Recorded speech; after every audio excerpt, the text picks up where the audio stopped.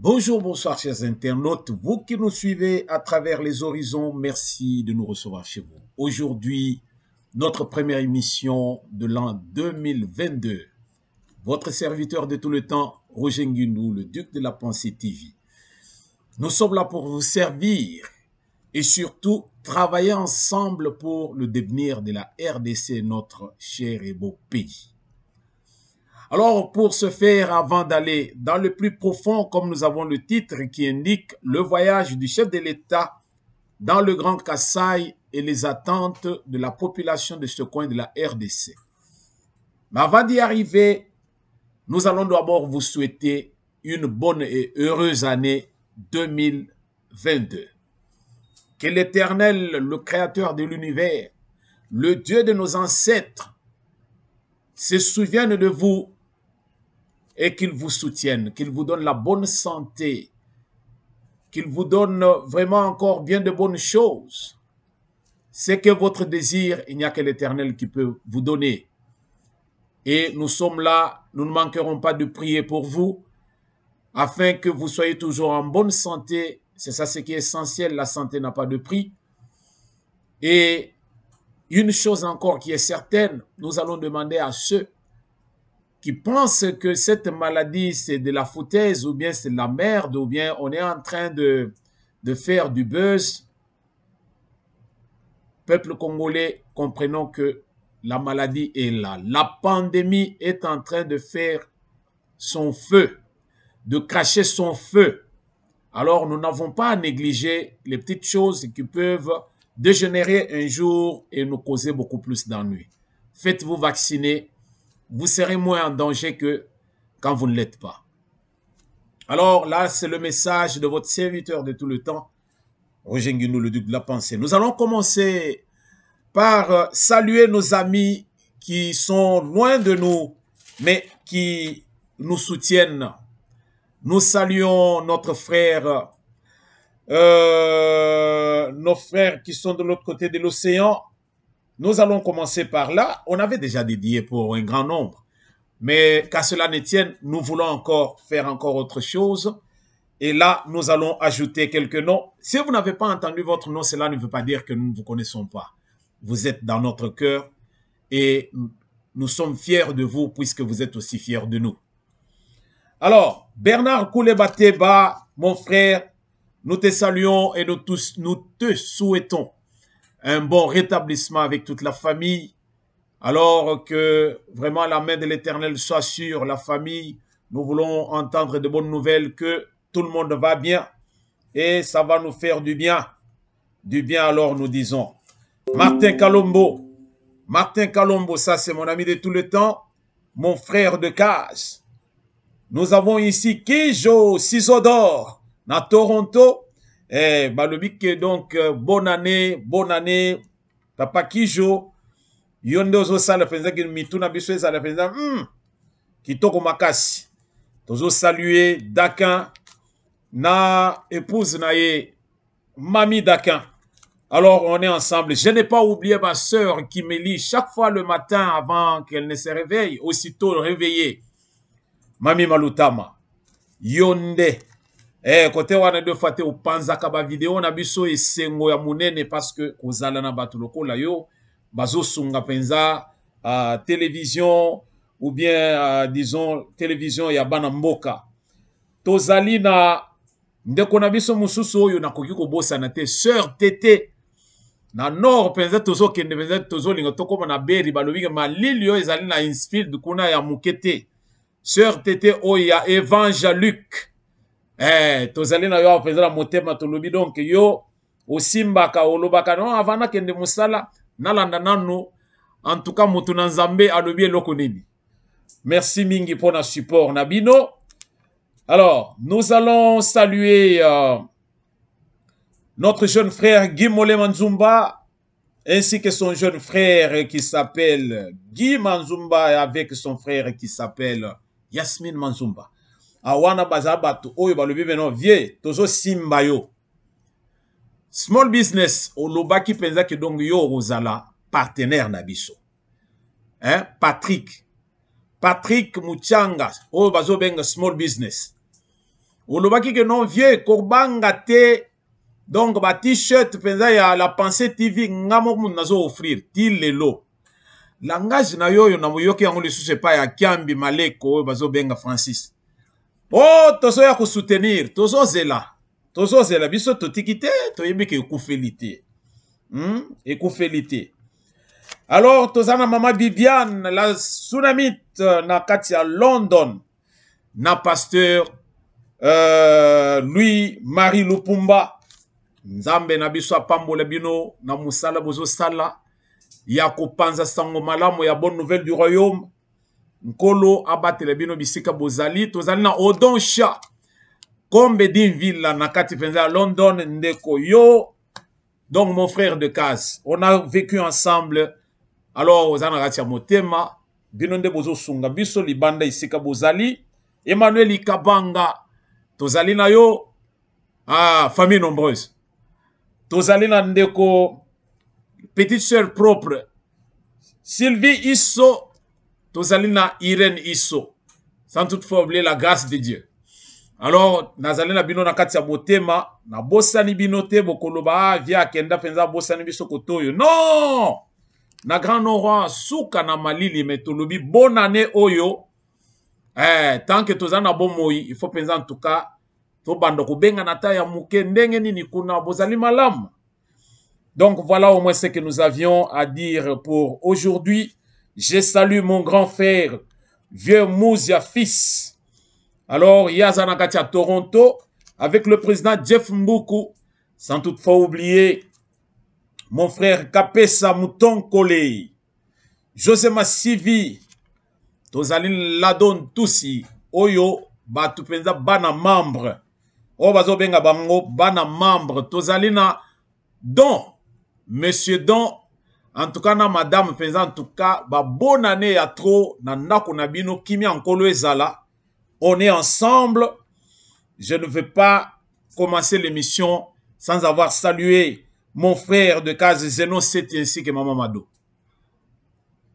Na sololi, ponasukisa pour aujourd'hui, je salue mon grand frère, voisin Nangaï, Yabutuna Moi, Papa Théo Muyumba, na Maman Odette, Kimi ankolo ezala, bonne année na bino, bonne année na balandi na biso nyonso à travers les horizons, bien que tout tangi ba kombo na binote, petit frère nanga propre Yves, na kati penza ya Washington na madame, vraiment makambo, na prince penza ya bako alongo penza kuna penza na kati ya Washington, to pesi bino penza ba bonne année, on est ensemble, alors, tozo banda émission à l'élo, en disant que le chef de l'État est où c'est dans le Grand Kassai. Mais avant d'arriver là-bas, tozali pe na masolo mususu ya mboka na biso. Oyo esengeli penza ke tobeta avant to komana oya munene. Nous retournons encore à l'ouest, à l'est de la République. Penza bandeko na kati kuna ya Fizi. Na est de la République, il y a un officier déserteur qui sème la pagaille côté kuna. Ndeko wana toyebite yango tolobaka mukomoko awa tolobi awa biso batu toyamba koto yo bango nde bakomi kosala biso la peau, comme on dit, ils nous font la peau. Hein? Ndeko oyo bazo benga ye kombo moko ezali awa ekoya makanika. Makanika tangu azalaki na kati ya armée na biso, mais makanika a déserta, azalaki chef ya troupe Makanika est parti à Kendana, ba onyoso ya bazaki sous commandement na ye. Ba Kendana manduki na makambo nyonso. Et bisika bango bakei, bango nde bakomi pe kosala terreur. La terreur de Fizi est globalement sous contrôle malgré cela. Na Fizi kuna dégâts ya 2 fois te. Nani azali luka kosala penza lwa côté kuna ndeko oyo un déserteur disons Makanika. Makanika, il est parti, il fait la terreur dans le secteur. Alors wana mutu azo pese biso ba renseignement nyonso yo, il s'appelle le major Dieudonné Kasereka dans le sud Kivu.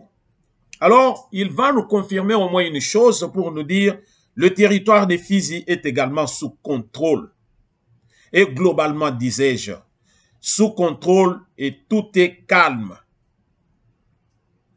Mis à part 2 ou 3 localités qui ont été récupérées par Makanika et ses alliés en provenance des pays étrangers. Tout élément non mouké. Makanika ne travaille pas seul. Il est soutenu même par Batmusu Bazali na Congo, mais na toile d'araignée na bango basala avec ceux qui sont à l'étranger, na ba étranger, bango sikonde bazo fournir ce qu'il faut pour qu'il y ait semé terreur, pour qu'il puisse avoir instabilité na RDC. Makanika que vous entendez là, azali congolais de souchité, makambo peut toujours le bepe yango. Ceux qui tolobi de père et de mère, oh non, to komi siko na tribalisme. Maintenant, sikoyo tala Makanika oyo, azali congolais d'origine te, de souche te. Azamu Nyamulenge, soki ba Nyamulenge, c'est un Rwandais. Mais bino moko boye bindenge ba kota ki epai na biso na papa Kabila, bango moko ba kota tango ba koti kote kuna na ba milice na bango nyonso bazalaki, tous ceux qui étaient au capitaine akomi capitaine na armée na biso. O azaki soki général na armée na biso. Bango tu bakotisa bango na kati armée na biso. Mais na minute oyo, ye wana déserté, akei na batu, azoya kobundisa mboka pour insécuriser le pays. Toloba te. Toloba te. Disons que cet homme avec ses alliés en provenance des pays étrangers, bango ne bazo semer terreur. Mais nous sommes en train, disait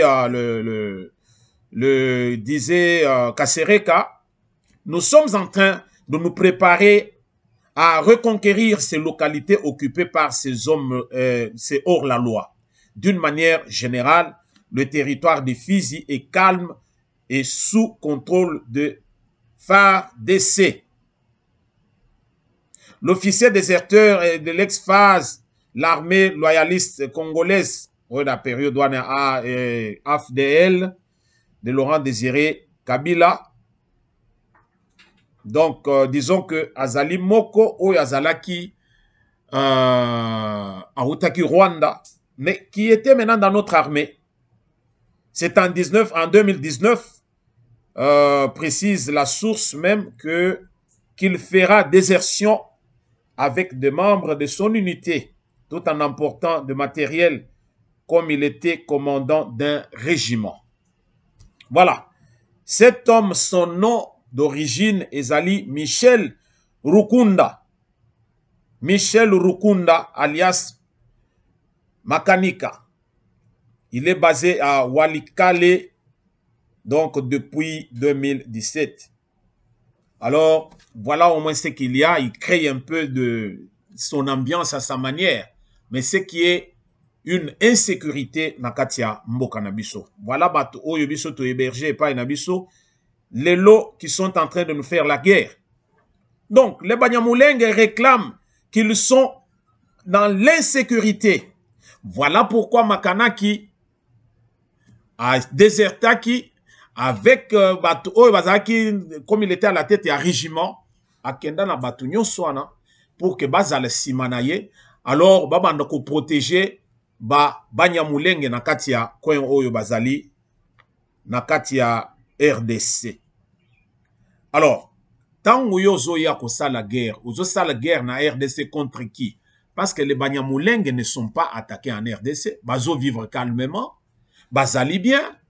Jusqu'à ce que Bazali même tina au sommet de la République, Bazali, Banyamulenge. Mais yo sikoyo, ozo ya kosala milice na yo, voilà pourquoi tozo loba makambo oyo nyaruga bwazai koloba. C'est que bango bayaki peza na RDC pour que baya sikoyo, bango baya ko déterrer, balongo la biso. Ba benga na biso. Alors bango baya nde baya ko occuper RDC toni. To comprendre ngona. Pourquoi bakoki ko se constituer en milice pour protéger Banyamulenge? Ils veulent dire que les Banyamulenge ne sont pas bienvenus en RDC. Et alors, s'ils n'étaient pas bienvenus, on leur a tout donné en RDC. Babali, Tobalipe, Nabango, Bazo travaillent dans le gouvernement, Bazo travaillent dans le parlement, Bazali partout. Ils sont dans l'armée partout. Bozo lingaba lingabinondeni. Bakolinga bino ndenge nini quand maintenant bozo ya siko na kosemaka terreur penza na boy. Donc quel est le but poursuivi maintenant par Makanika? Donc voilà encore un danger permanent que nous avons avec tous ces venants. Ban venant oyo toyebite.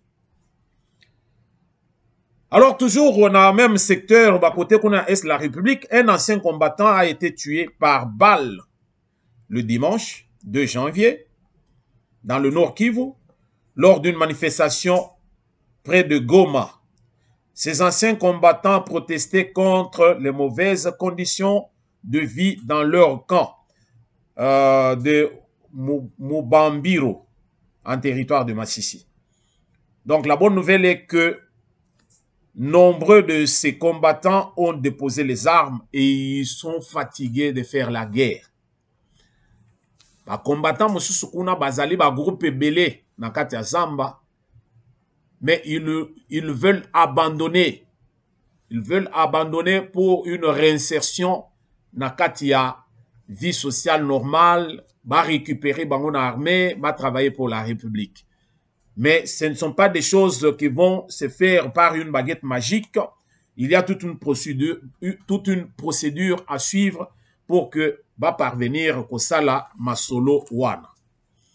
Voilà pourquoi ekosenga biso tozala penza na bokebi, parce que na kati ya mboka na biso bato ebele bazali oyo bazolukela biso ba makambo kilikili.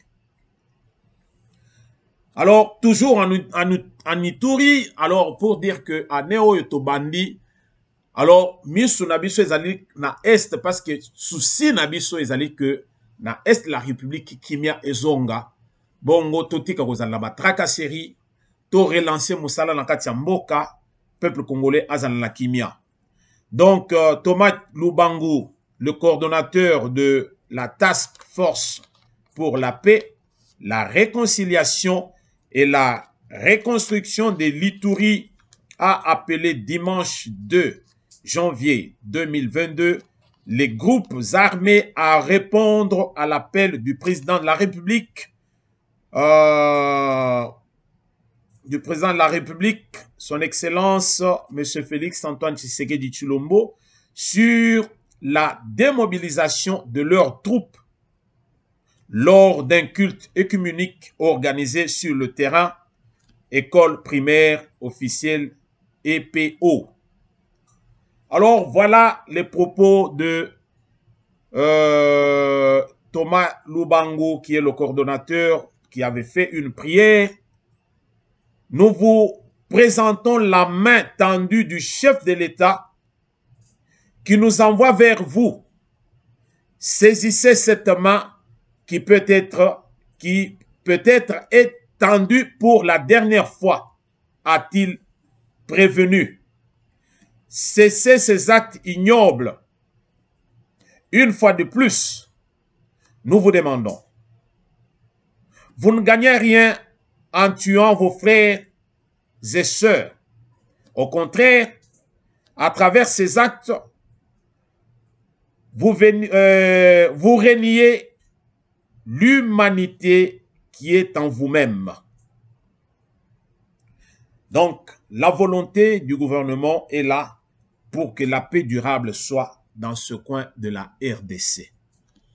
Alors, prière œcuménique Oyo ezalaki pour que bato bazala na kimia ba comprendre eloko nini ezali koleka na mboka na biso et pourquoi tokoki ko vivre modèle oyo sans que tozala na kimia. Tozolinga penza ke kimia ezala. Alors le chef de l'État nous envoie vous tendre la main pour que toyoka na tovanda totonga mboka na biso totika biloko oyo parce que o bazo kufa baza bandeko na biso. Et ça peut être la dernière fois qu'on vous donne cette opportunité. Alors, vous savez que ndenge balobi ezali task force. Alors, soki simbité toyebi oyo kolanda te, bino bato bozo landa bozana bandeko na bino na kati ya biloko wana boyebisa bango babima na zamba batika biloko wana, ça ne nous avance pas. Likambo nini oyo esilaka te soki siko tovanda esika moko te mpona kobongisa. Tozonga tovanda non tozana na posa ya boye toyokana au lieu ya kobanda kosala ke bato bazo utiliser bino libanda bazo pesi bino ba miette et bino nde bozo kufa. Alors là il faut vraiment être comme le ridicule ne tue pas chez nous. Voilà pourquoi bato mususu bazali ko kangama na ba activité ya modèle oyo. Bonne année na bandeko na biso nyonso à travers le monde. Nalingaki totiaka mwa nzembo moko ya muke avant tokota na masolo ya koyamba mokonzi ya mboka na kati ya Grand Kasai. Alors tolanda mwa nzembo ya muke ya kala ya bonne année. J'aurais bien voulu totia ngo na début ya émission, mais totia ngo pendant que tozobongisa masolo mususu na kati ya studio et puis après tozozongela bino.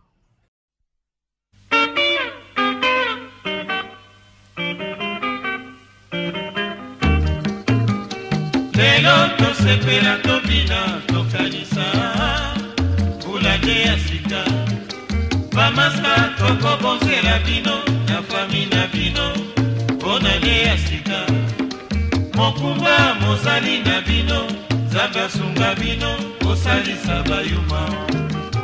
Lelo tosepela tobina tokanisa bulade ya sika bamaska tokobonzela bino na fami na bino bonane ya sika mokumba mozali na bino nzambe asunga bino kosalisa bayuma.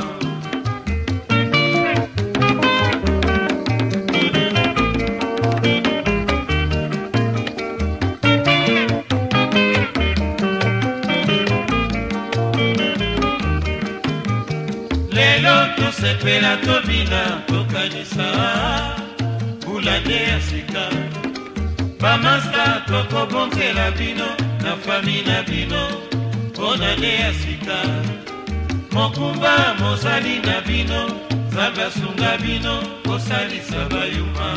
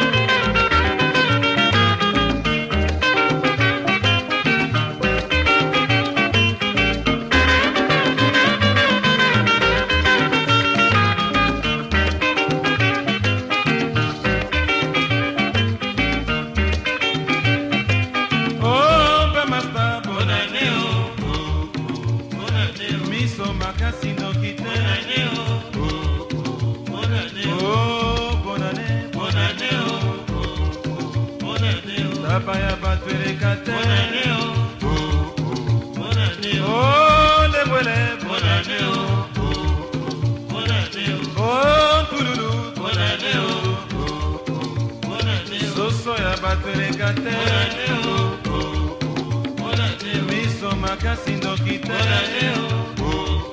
Bonne année, bonne année, bonne année. Bonne année, bonne année.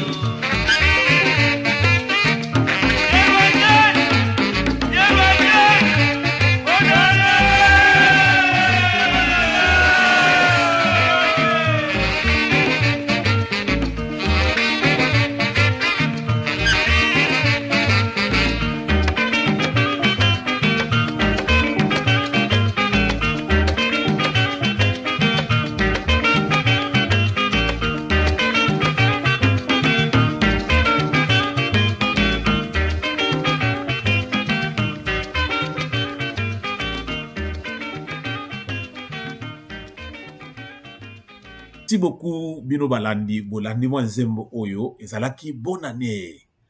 Totiaki mwa extrêmement kwa muketo yoka esala biso mwa genre, hein? En tout cas ezaka esengo talaka bonne année tolobi bonne année. Donc il faut ezala année moko ya esengo. To bandi mbula ya sika to zala penza na esengo to tika penza mawa. Mawa ekozalaka nango mais to lata ngo te. Yango Pensée TV toye pona kotombe la bino o nyonso ya bolamu nzambe o ya sala biso akanisela biso nyonso akanisela biso nyonso esika nyonso bozali bino bato bozolanda biso loboko nkolo ezala likolo mabota na bino. Alors tokoti sikoyo na sujet na biso du jour, le voyage du chef de l'État dans le Grand Kasaï et attente. Bandeko mokonzi mboka asali déplacement a lobi balobi mingi ya kochola bacholi epambate balobi me moluba oyo ya tiana na penza mboka na bango ezali kaka pembeni awa azo préféré akende pa babokilo na ye kuna na Kivu alekisaka bata ebele azo kipe bandeko na ye baluba te. Alors, ekotaki na matoyi ya mokonzi mboka alobi problème ezali te bofinga ngai botonga na bino ngai mais mashi ya mumeno. Alors ndi wenu donc nazali ya bino donc bobwakisa ngai te. Donc c'est ainsi que le chef a fait son déplacement au kende na kati ya Grand Kasaï en commençant par Mbujimai pour descendre tindenge tozolo boboye azali na kati ya Kasaï oriental ou bien Kasaï occidental. Dans le Kasaï occidental, c'est là où il est actuellement. Mais makambo ebele leki na kati awa pendant son déplacement yango moni tolobi analyse tomeka ko comprendre ce qui se passe. Tozali koya seulement pona kolobela déplacement na ye ndenge akeyite yango tolobi to analyser qu'est-ce qu'il y a au fond, qu'est-ce qu'il a trouvé pendant que azali kuna na kati ya Grand Kasaï. Pour ce faire, totia moi vidéo moko amuke tolanda ndenge nini bayambaki mokonzi mboka na kati ya Grand Kasaï en commençant par Mbujimai tindenge tokomi na Kananga tindenge tokomi na Chikapa. Alors tolanda bongo sikoyo tozonga po to analyser ensemble.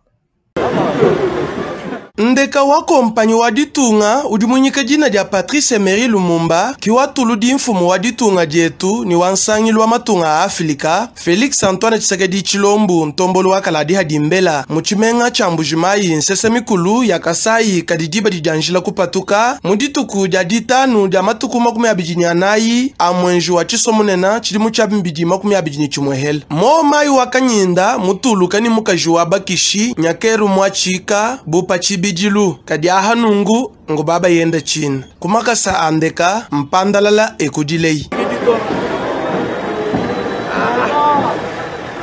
kadi bela mpandalala mbabu wala bikunzen yakulu unshi bifika Panyima, Félix Antoine Tshisekedi Tshilombo, mwana wa Ntambwa, wedi bantu bonso bavubikala kumulongu, myoi yabu wetu, mudinemeka dia mpunga wadiluishe dia bubedi bwa nkololo wa mushina. Mulongu mulemu la mumana kujika, pambelu pachipalu chandeka cha bipemba, padi midita ni midita ya bantu, badi bubala lanzu buumwa, bunyu buyamba ni katuku. Mushinga kudi majinda, mwana wakasuyi mpohola nkalenda, wenji mwendenda Ntambwa, uvano lwa makasa chiholu chila, ekwele ikabavu kumuntumbila wa bukalenga, ni ntuku yakamanyisha. Misesu yonsu ya muchimenga cha mbujima ivo mihata bantu buni mbajika mumbanza. Tshilombo wa Tshisekedi, uva wenda mazengu mubulaba bwa bankambwa benda. Chanza uhuhwa mulu, mimwemwa pai idi huhwa hamatama. Hina husu chihalu cha bonzola nchule chile ni hanshi. Bena Kasai badibunyu buntunda ni nkanena, binjile mwana abudini chama kwenze mitinga. Tshisekedi mwana wa Ntambwa, ntombolu wakaladi hadi mbela, kabamba kamatama wabila yu utula ni mwachika, chibingwe kudila chipa bonzola, bucha ndundu mwobesha kusho.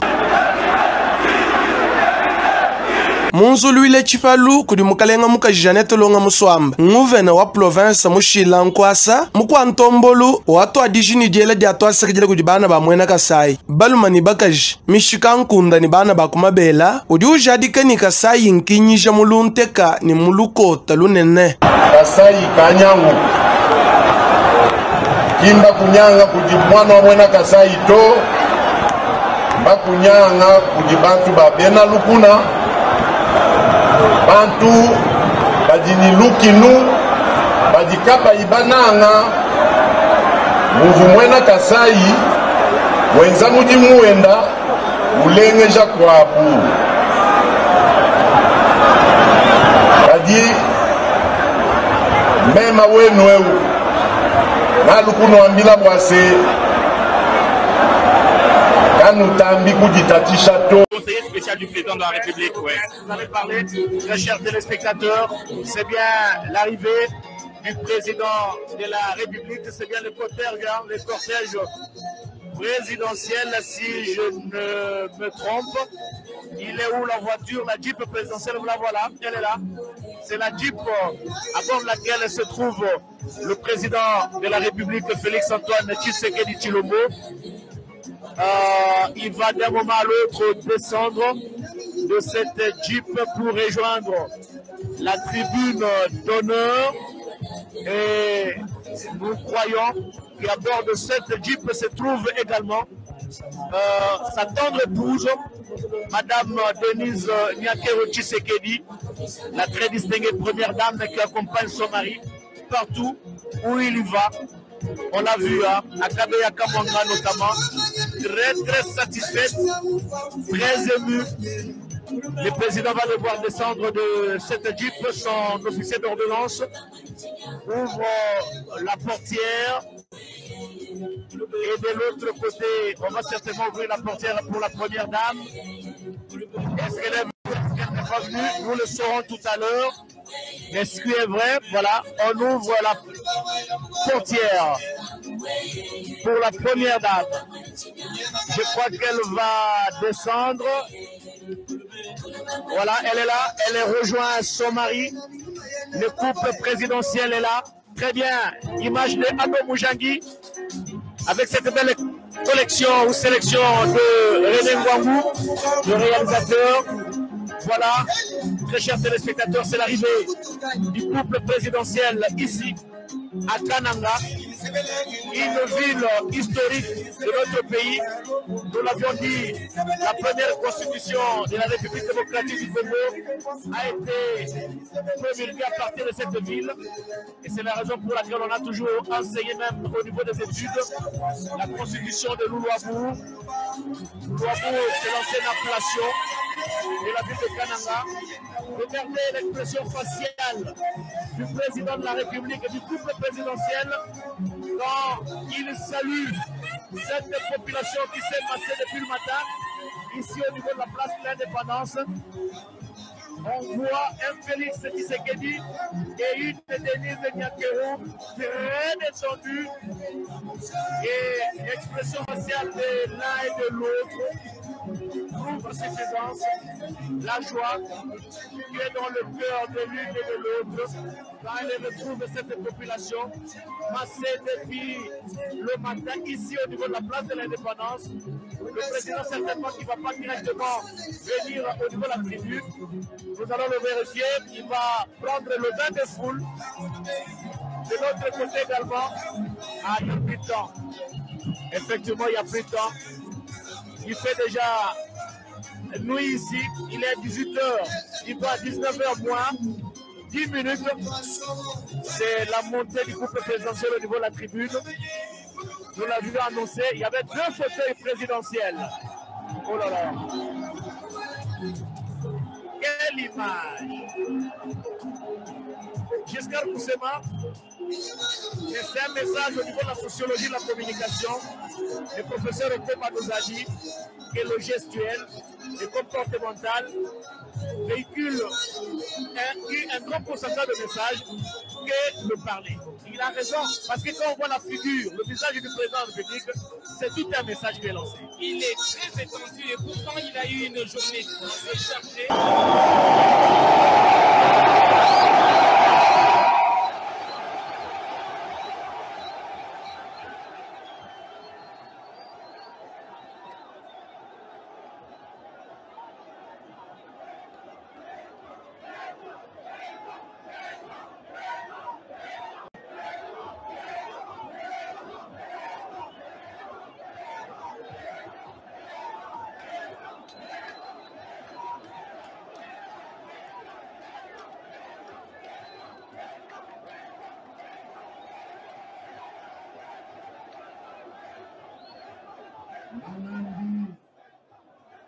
Kananga malanju ashinga sangai wabo.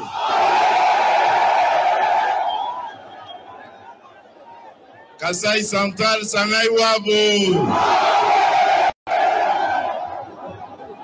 Ata tunibama musangai wabo. Twa sakidila. Yinge nino ela twa sakidila ni twa sanka. Wa mushindu nudibanga kidila nudibangenza fierté munena.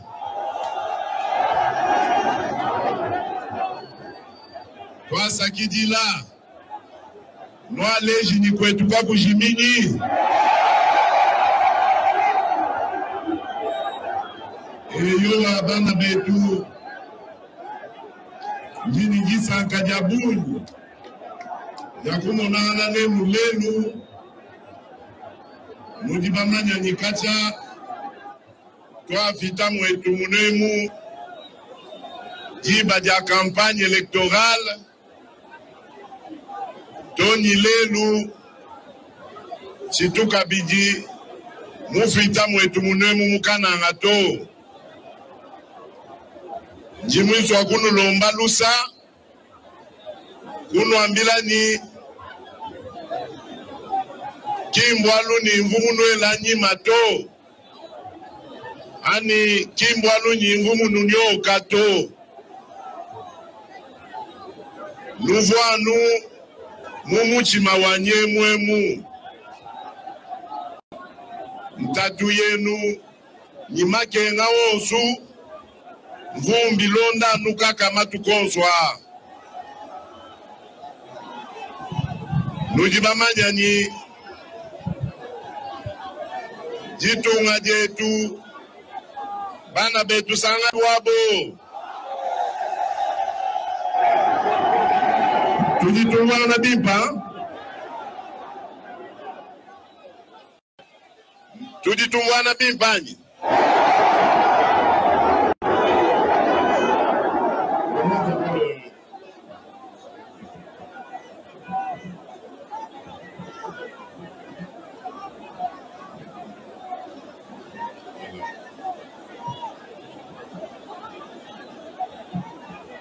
Bana betu sangai wabo.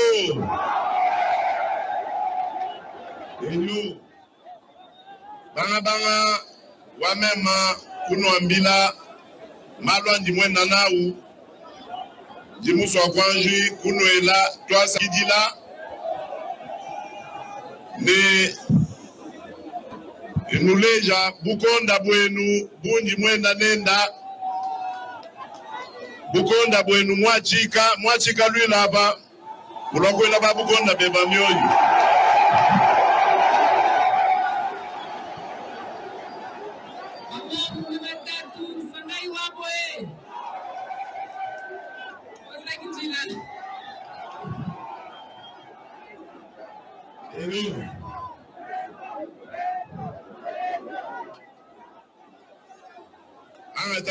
angata ilutulu lekela ikusakila ngana to nyabi jikoku bwa bantu bonso tutelejanga nayi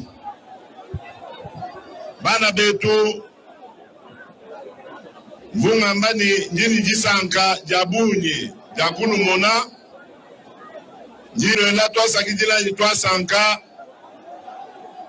wa mushindu unu jibatwa kidila ni delegation wanyi mujima nwaleji bukonda bwenu mwabana mwachika wanyi nwamuleji ni kwetu kukola ndi musanka bikola bwa mushindu munu jibatwa kidila mwabeu mvunga mbani matu kwa bunyi katwe naba monangana to njinu lomba jilekelela kaji nwambila kabiji bwani chena mu nubenga to chena mu nwela nyima to mijimu ya jitunga jetu ya Kongo ivi mifuta bunyi nujimama ya bimpani Kongo wetu wa mungalata ke nani anu bantu badibamu nanga to tudi ni baluishi babonyi badibabela mesu anu kubaji bwetu badibakebani balama mwana wa mukongo kubufika bobo bamona mushindu wa kunema kacha ngafika kubukalenga bukalenga bwetu bubutu dibakengela mvumu kwata mujimu wakuya kusamba bana betu baku este wajitunga nanga bana betu baku Ituri ku Nord Kivu ni ku Sud Kivu badimuvita matukonswa mvumu ya toni kubena mutumba netu badimutumba ni Ituri ni Nord Kivu ni Sud Kivu wakuyikilana nabo kubambila bwase yosu bivu bibitakana bakala bivu bitutumani tuikala tutangilangana bubaluishi byoso abi byakongata kubishini malu amatandu malu ajikinangana malu alukinu chivumu waswaka bijito munkachi mwetu musombelu wetu mema kubambila bwase tukeba lutulu tumanya kusombesha peuple yetu bamona mushindu wa kwenza mijimu kunangangana kuya kumpala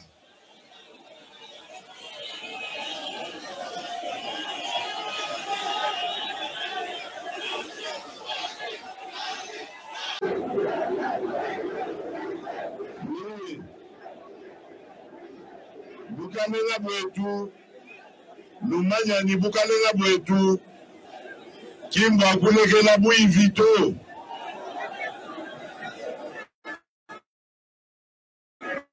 bukalenga bwetu mwakwikala kusuika bantu bena mshima Donc, en la taille, nous toulou.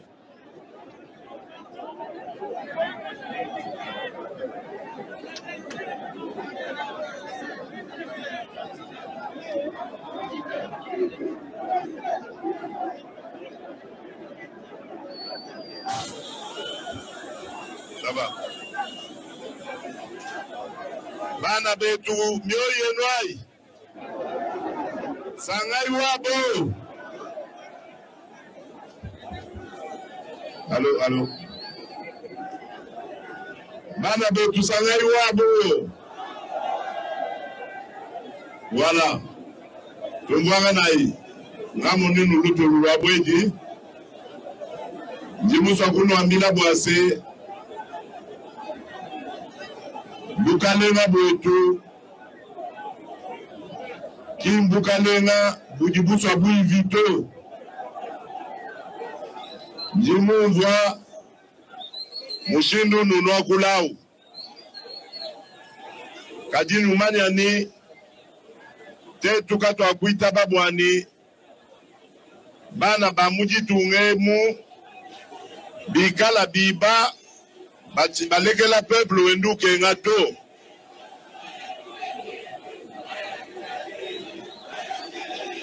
to ba député kabema mitindibu makui bato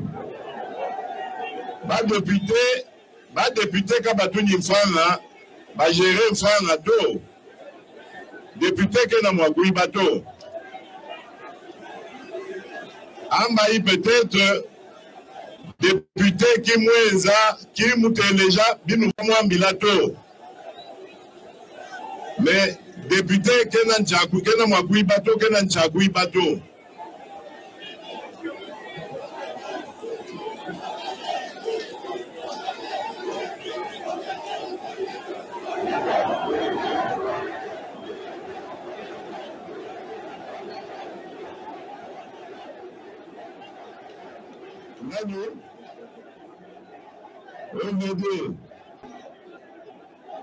OVD munu teleja munu nokulamu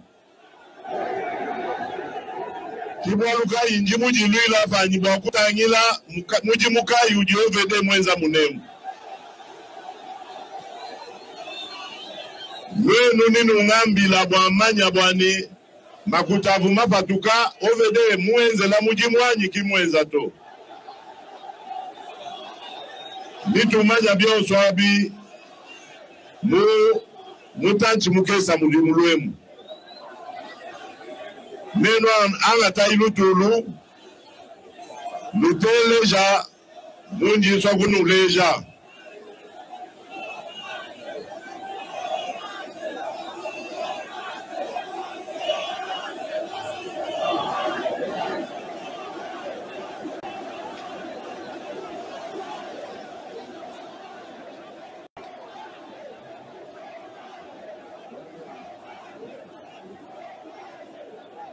bon uvayi mutwenza bwa kushikisha chômage telejai uvayi mutwenza bwa kushikisha chômage nanga kunu jinonu songa lumani songa kaji tujini programme utuji tubilanye waku développer ditunga je tuja Kongo ezijijima tudi développer ku base. Merci beaucoup Balandi. Bino moko bomoni mokonzi ya mboka ndenge nini bana Grand Kasai bayambie na esengo nyonso. Alors na esengo nyonso mokonzi ya bosani te atalisi bango alobi oyo nyonso bozaleki koloba awa na yokaki yango ekomelaki nga bazoyebisa bino ke ngai na bosani bino natiki bino nazokende pa babokilo na ngai na nord-est nde kote kuna nalingi na vanda bongo na bosani bino bandeko na ngai. Batu nyonso wana bazali batu mitema mabe. O bazo linga tozala bomoko te. Nga naza ya bino. C'est là où il a même sorti son expression pour dire ndi mashi amumeno. C'est-à-dire que naza makila akati amino. Okoyiko boaka me mususu ekotika la pona nini parce que même ce ko niki yango ndenge nini okoboaka me mususu ekotika na kati amino. Il y a une appartenance, il y a un lien. Nous on est ensemble même si vous me rejetez. Tokangami na bino. Et oboaki nga ndamu mususu etikala. C'est-à-dire nakangami na yo, c'est-à-dire nazali ya bino même soki ba yebisi bino ke boyi nanga. Bozo tonganga partout et comme linga.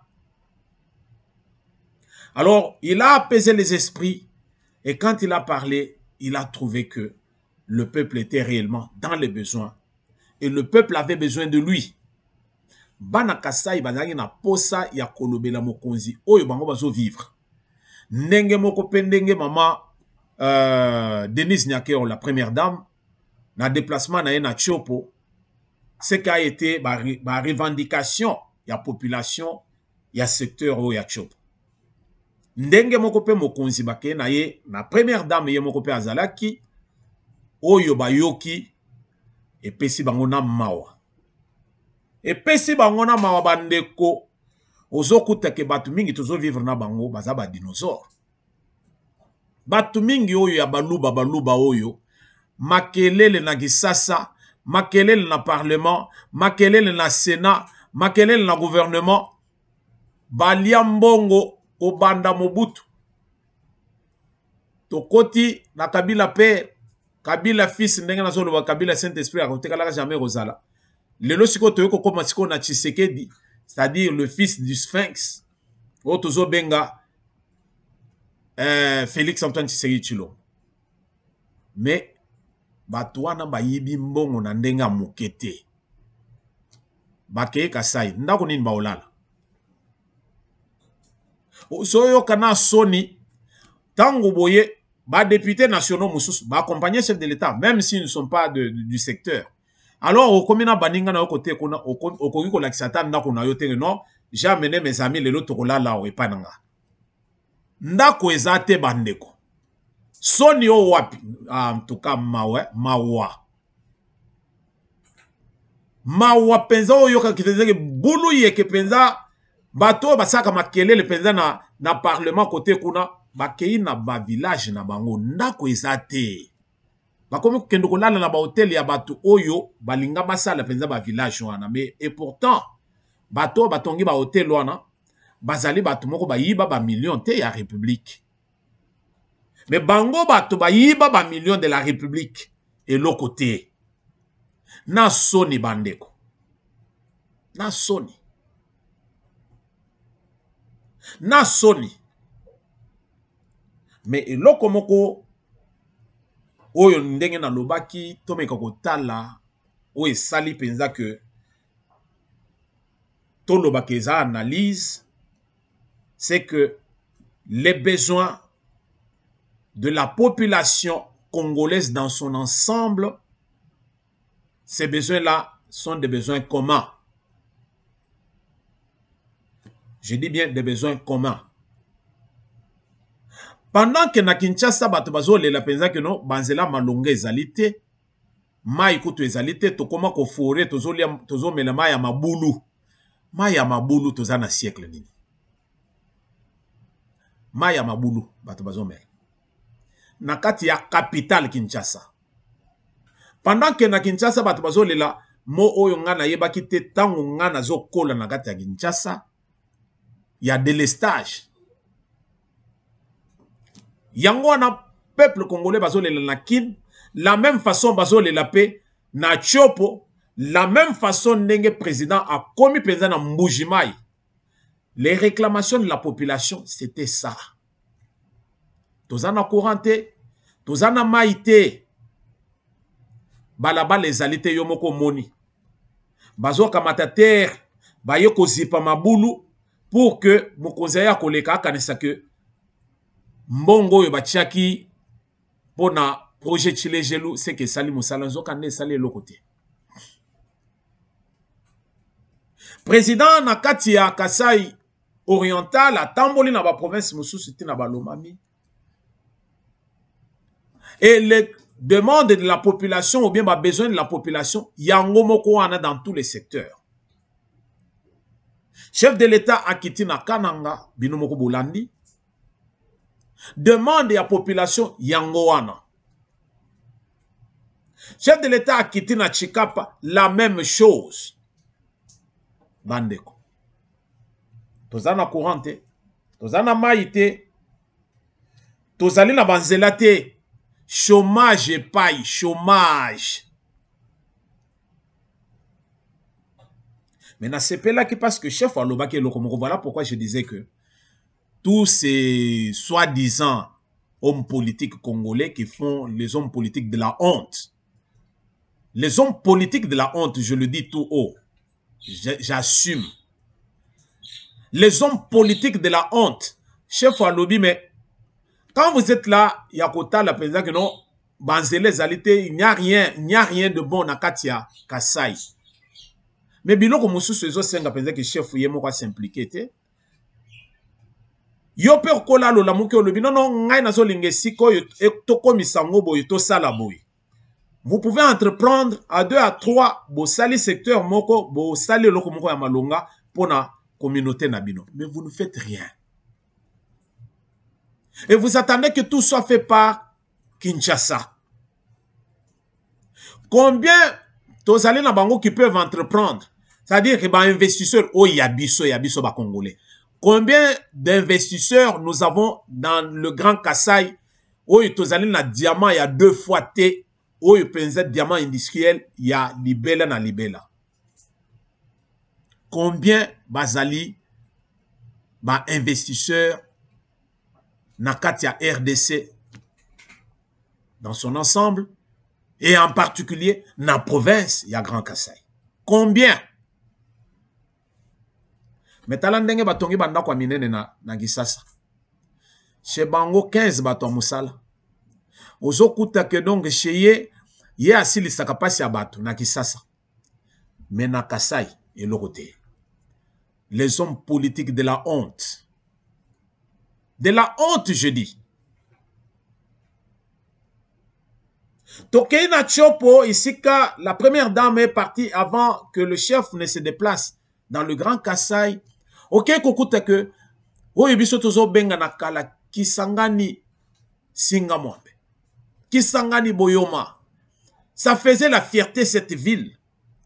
Mais Lelo, un village.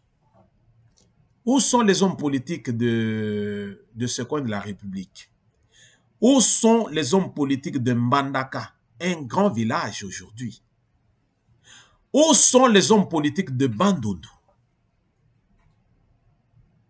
Où sont-ils, tous ces gens? Mbanga Kakanagisasa, Mbanga Oloko Likambo. Olingo Simba, est-ce que tu me connais? Français ya Milaya ou Asilisa français nyonso ya université. Asilisa yango. Soki abandi kolobango alekina kolo français yemoko alekina mundele. Mais vous allez trouver que Moutouana a dans la français kaka. Mais inutile pour la communauté et pour la République. Tozo linga kaka toto ni sama benga na biso. Tozo linga ba monanga. Hein? M'as-tu vu? M'as-tu vu? Mais na Kasai, attaque à moi ut boyezat. Ah ngindu makamboyo. Te. J'aurais bien voulu que bakanganga na yibimbongo lokola otozo benga mapon. Matata ponyo. Aboy kolona masango. Mais atongi université. Atongi cité universitaire. Atiena ba hôpitaux chez bango. Même ceux qui vont prendre lelo. Bokanisi ke boko pikola université wana boya ko na Gisasa? Non. Ekozala na mboka na bango wana. Ngoi kasalji makelele awa makelele. Gouverneur kuna asala eloko mokote. Cravate ya mone na kangia wa penza koleka batutu.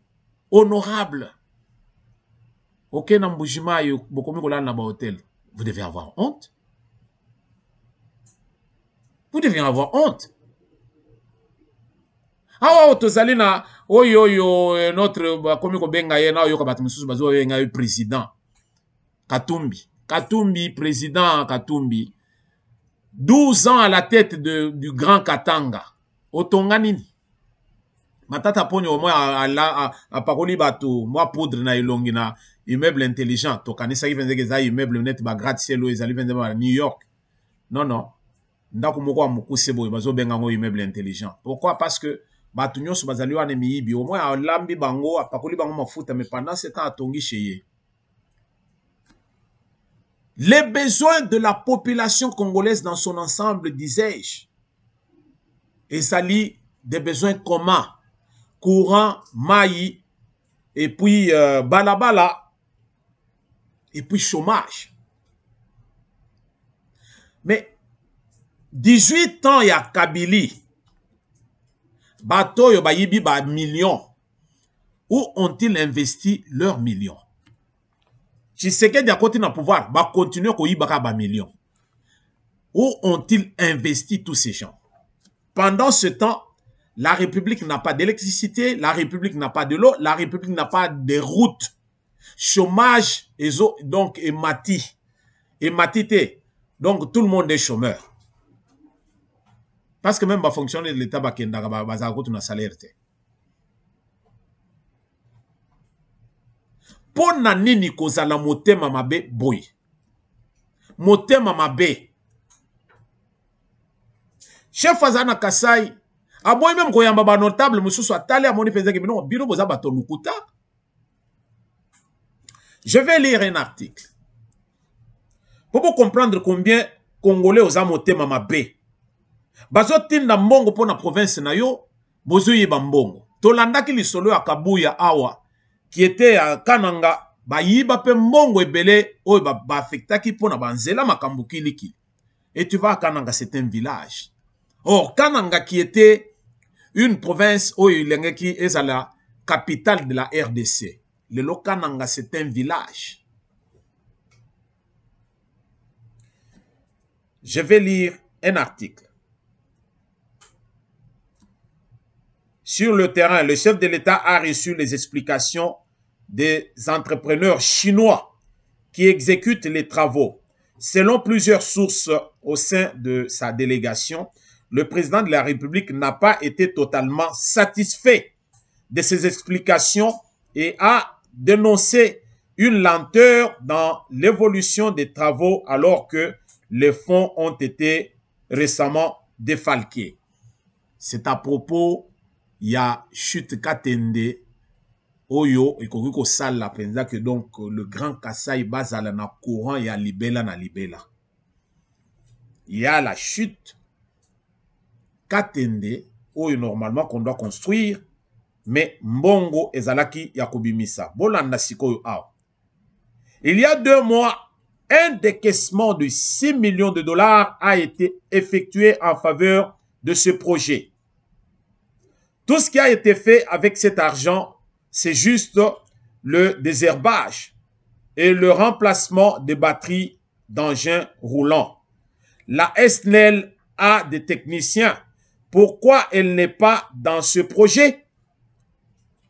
S'étonne Félix Tshisekedi sous un climat de méfiance et colère, constate le correspondant de CAS Info. Bande Kotolandi, aïe, Kolo. Na évité peuple congolais, basala biso ndenge nini. Monguna ya RDC, ennemi ya RDC. Oyo aso sala penza que RDC ekende libosote congolais. Kabila nde ayebisio ke okende koyiba ba million okimate, non. Tshisekedi non plus. Oyibi tonga ta epa na bino. Oyibi otindi mwasi na yo na bana na poto. Yo tikale ozolukela bango mbongo. Pendant ce temps, okomi na 15 basi, 60 basi, yo moko. Mbongo wana olia kaka yo moko. Otambolaka nango na baposhe olanda bana ya mike partout esika nyonso yo ozoleka. 5 millions de dollars.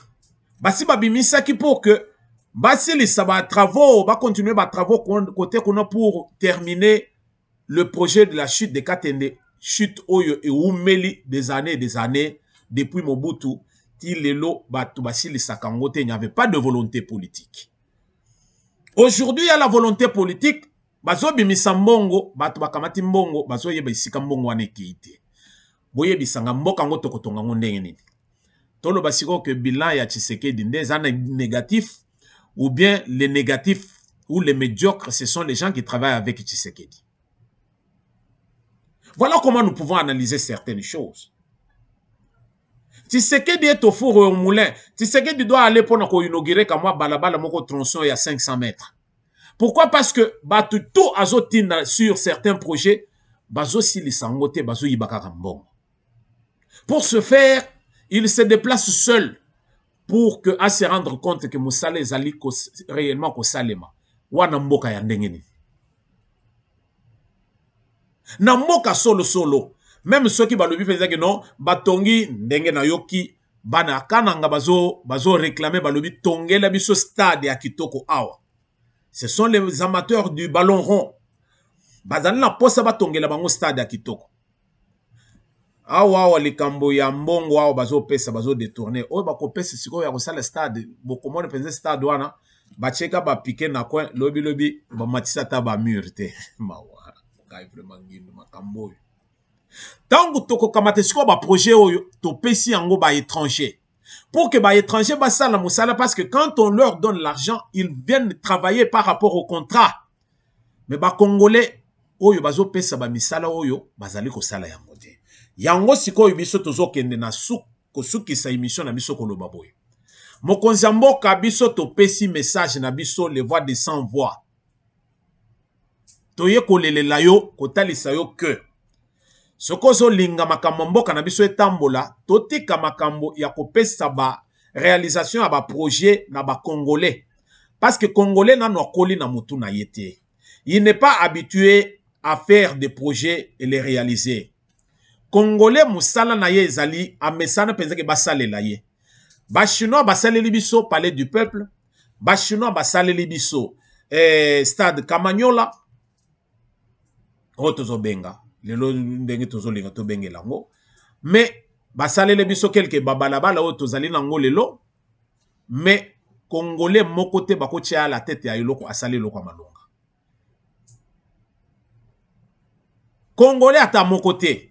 Oche pire master na yo awa loka ningi na nini na projet à 100 jours mbongo ekei ti akena no kobeta nanu moi quelques jours bien que quelques jours ya moke na kati ya prison mais beaucoup plus de temps na centre ngande sega bachaki mais mbongo ekei papa to sengi boy yonde za mokonzi mboka to meki kolinga kotalisa congolais que non congolais bakoki kopesa ye makoki pour que, à travailler pour la RDC congolais à kokité.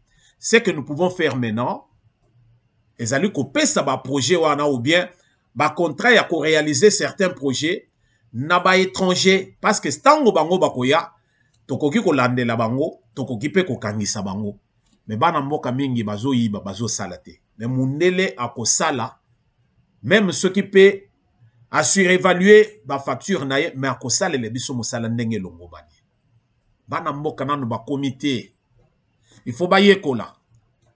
Tolela ki Mobutu akende, Mobutu akeiti. Kabila pe rakoti. A umelite yo anakei. Kabila fils akoti tolobi yete. Kabila fils alongwe. Lelo Tshisekedi. Mais la mentalité du Congolais ne change pas. Ce qui veut dire que Congolais akoti kalaka nenga zali. Il faut battre mususu basale la ye. Alors il faut que zongise la chicote. Ceux qui tolongi chicote te tozala ba dictateur. Mokonzi mboka kozala démocrate te parce que la démocratie yonde au sala yango te. O hérité mboka ya ba voleur. Ba voleur alors. Pour ce faire, zala dictateur, imposez-vous sala assez que yomoko surveiller makambo nyonso. Awa tozo zela yo po sala un deuxième mandat longola bambolombolo nyonso wana longola tous ces miyibi wana lukama kilasika Mais problème peut aller pas nabiso ezali que on n'avait pas préparé ba élite comme autrefois. Les lobazo tia ba jeune, awa o ba cheli biso jeune au premier ministre. Azali pe on dirait moi na outi na monastère. Tozana besoin ya batu lokolo ba Kabund, à Kabund. C'est lui qui bouscule les choses. Tozana besoin ya batu lokolo même ba Mike Mukebai qui bouscule les choses. Mais tozana besoin ya batu oyo bazo faire semblant ya kosala soki nini me bazo sa mosala te. Voilà eloko biso tozo senga yangwana. Déplacement ya chef de l'État dans le Grand Kasaï. Bravo Mokonzi parce que yo moko tambuliti na babalabala okoyo komona penzeke okangami na potopoto. Heureusement ba shikata bazalaki. Batindiki yo. À tes risques et périls parce que okokai kokufa. Bakoki ko attenter bakoki ko attaquer yo na kati ya zamba wana okoyeba esika flèche zo utate. Ozui ba risque ebele mais omoni ebele pe. Alors fungwama mokonzi mboka longolele biso miyibi. Olobi na Kasai ke batu nyonso bazo yiba mbongo place na bango eza na boloko. Tozolinga tomona bango libanda te na ba liberté provisoire non. Tomona bango penza na boloko na buluo na Kananga na Mujimai na partout tina Chikapa to sala ta ba kasho ya se amabele bazalaka kuna comme ça basi na bango ba manokendo kota na bango te. Merci bino balandi na biso ya Pensée TV. Nous sommes à la fin de notre émission. Merci de nous avoir suivis. Nous avons commencé une nouvelle année, mais toloba ki penza que toko zongi sela kabino de susu, toko pesa kabino de susu ba vidéo de main à main te.